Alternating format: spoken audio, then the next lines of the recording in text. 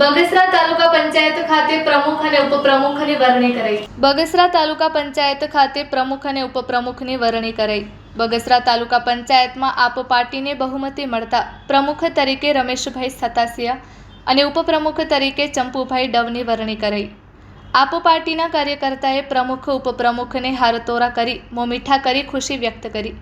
બગસરા તાલુકા પંચાયત આપ પાર્ટીએ કબજે કરી. આપ પાર્ટી દ્વારા તાલુકાના પ્રાણ પ્રશ્નો ઉકેલવાની ખાતરી આપી. Report by Sarfaraz Khokhar, Amreli.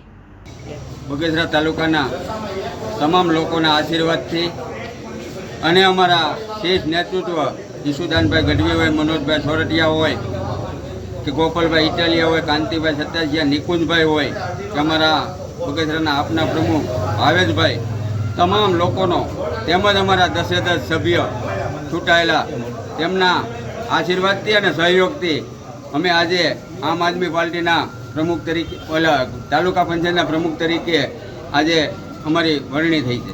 ખાસ આગામી દિવસોમાં શિક્ષણ, રોડ, રસ્તા અને ખેડૂતોને પડતી મુશ્કેલી હોય, નાના માણસોને પ્લોટ ન મળતા હોય, મકાન મળવાના પ્લોટ આપવાના, એવા અમે નાના મોટા કાર્ય જે છે એ સરકારમાંથી લાવી અને લોકો સુધી કેમ પહોંચાડવા એ માટેનું તમામ આયોજન કરી અને એ કામ અમે કરવાના. તરફથી અમને ખ્યાલ છે કે અમને સહયોગ નહીં આપે, છતાં પણ અમે ખેડૂતો માટે જે પણ કંઈ કરવું જોઈએ એ કરી અને જેમ હમણાં અમારા કાંતિભાઈ સતાસિયા અને જે પેટ્રોલ પંપે બેસી અને ડીઝલનું વિતરણ કરાવ્યું હતું, એવી રીતે અમારો દરેક સભ્ય, દરેક નાનામાં નાનો કાર્યકર્તા, ડીઝલ હોય કે નાના મોટા કોઈ પણ પ્રશ્ન હોય, એમની માટે જે પણ કંઈ કરવું પડશે એ કરવા માટે તત્પર છે.